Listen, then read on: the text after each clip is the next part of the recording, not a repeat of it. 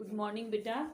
Diary का एक पन्ना मैं पढ़ा रही थी पिछले सप्ताह। शनिवार को तो आप लोगों को ग्रामर पढ़ाया था, इसलिए चैप्टर मैं कंप्लीट नहीं कर पाई थी।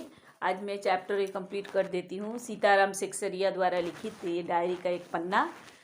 26 जनवरी 1931 का दिन सीताराम सिकसरिया ने अपने डायरी में लिखा था, जिसका कुछ भाग यहाँ आपको दिया गया है। तो कलकत्ता वासी मतलब 26 जनवरी 1930 के दिन पूरे देश में स्वतंत्रता दिवस मनाया गया था, लेकिन सब लोगों को लग रहा था कि कलकत्ता वासी स्वतंत्रता दिवस में ठीक से सम्मिलित नहीं है।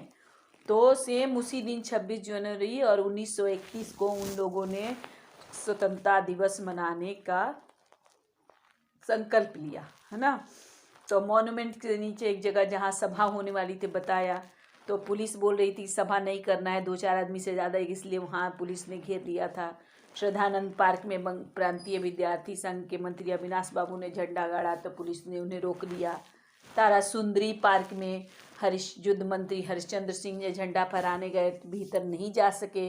काफ़ी मारपीट हुई और 2-4 आदमियों का सिर भी पट गया। गुजराती सेविका संघ की ओर से जुलूस निकाला गया, जिसमें बहुत सी लड़कियां थी, माने जुलूस में बहुत लड़कियां थी, उनको भी गिरफ्तार कर लिया। 11 बजे मारवाड़ी बालिका विद्यालय की लड़कियों ने अपने विद्यालय से, मारवाड़ी बालिका विद्यालय की लड़कियां अपने विद्यालय से झंडोत्सव, वहाँ पे उन लोगों ने झंडा का उत्सव मनाया। जानकी देवी मदालसा बाजाज नारायण जो बहुत स्वतंत्रता सेनानी थी, आदि भी गई थी। लड़कियों को उत्सव का क्या मतलब है, माने त्योहार क्या होता है, फेस्टिवल क्या होता है, वो लड़कियों को समझाया गया।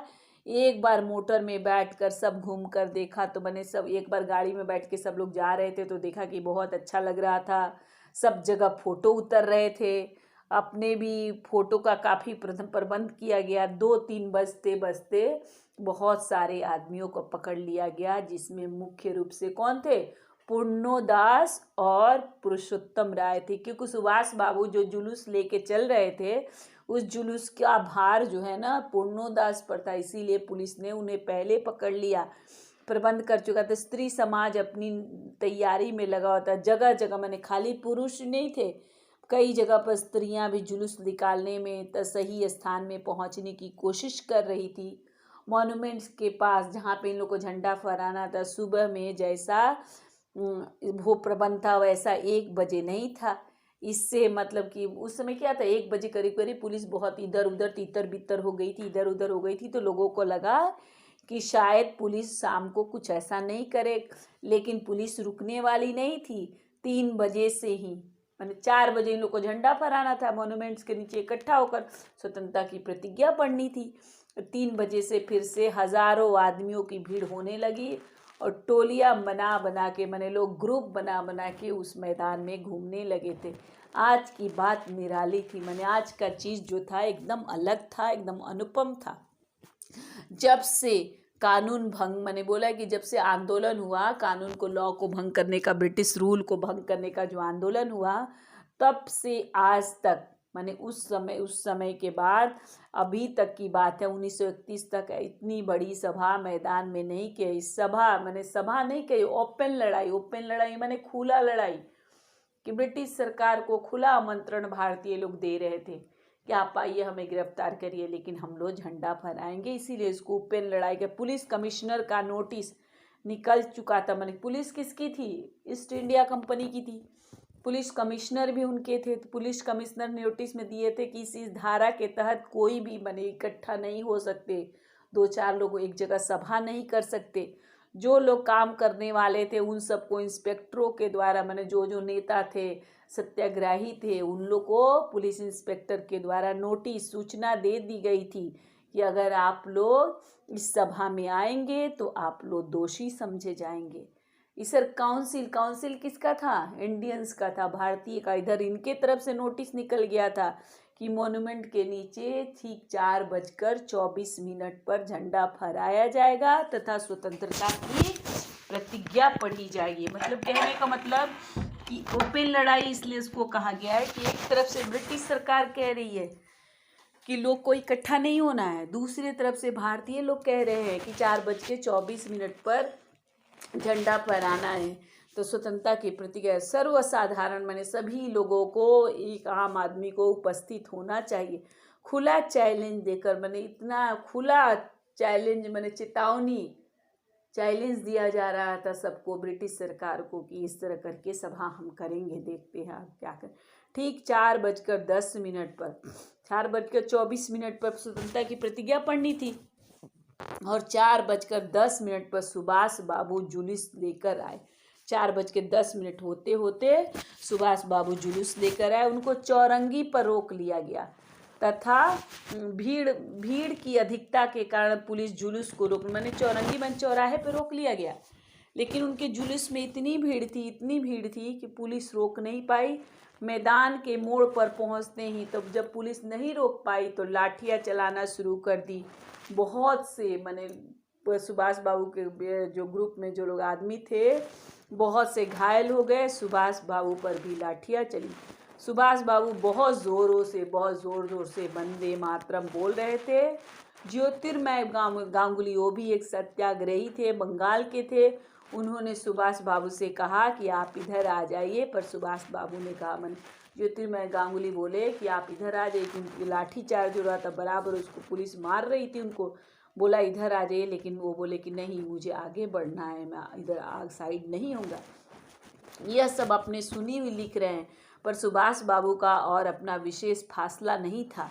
मैंने बोले कि ये सब सुना हुआ चीज़ बहुत सारा हम ऊपर लिख रहे थे, लेकिन सुभाष बाबू जहाँ से जुलूस लेके निकल रहे थे, लेखक बोल रहे थे हमारा और उनका बहुत ज़्यादा दूरी नहीं था।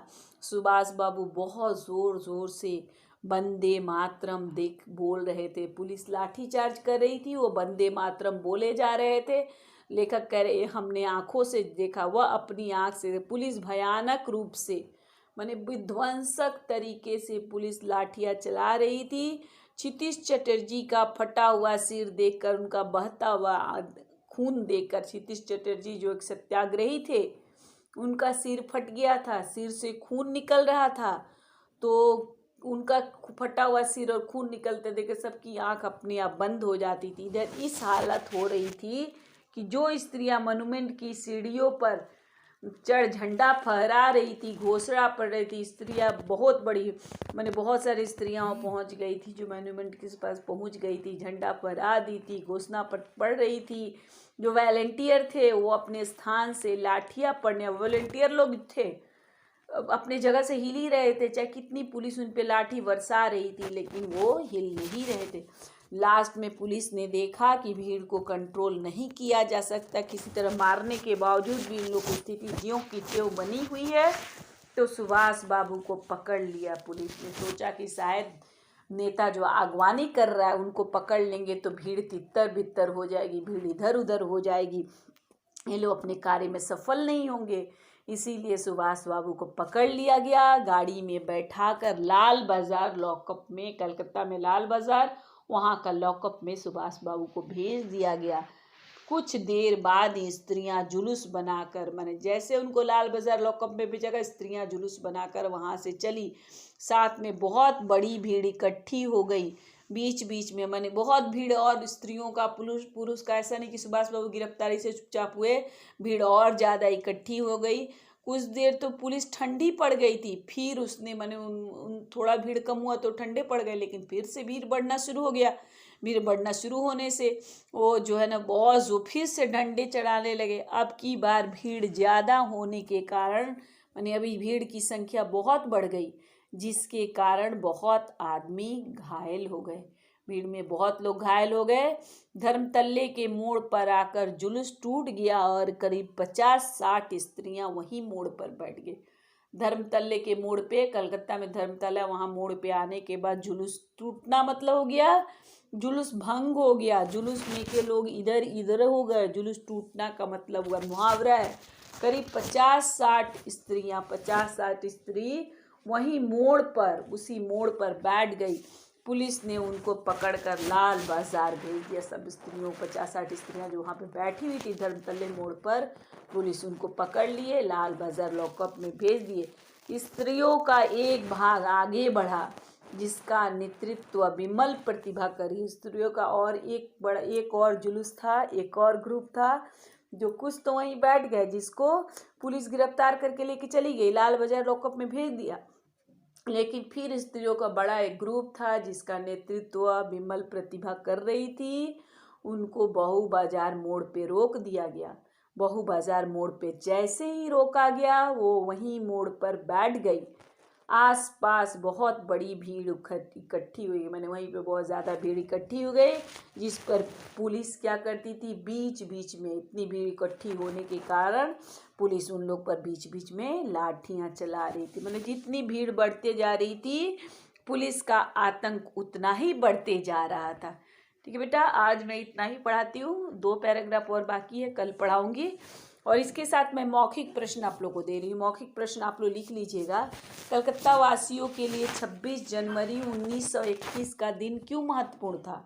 कलकत्ता वासियों के लिए 26 जनवरी 1921 का दिन महत्वपूर्ण था क्योंकि वो लोग उस दिन स्वतंत्रता दिवस मनाने वाले थे तथा झंडा फहराने वाले थे, स्वतंत्रता की प्रतिज्ञा करने वाले थे। सबको लग रहा था कलकत्ता वासी इसमें शामिल नहीं थे, उसलिए जोर शोर से शामिल। सुभाष बाबू के जुलूस का भार किस पर था? सुभाष बाबू के जुलूस का भार पूर्णोदास पर था। विद्यार्थी संघ के मंत्री अविनाश बाबू के झंडा गाड़ने पर क्या प्रतिक्रिया हुई?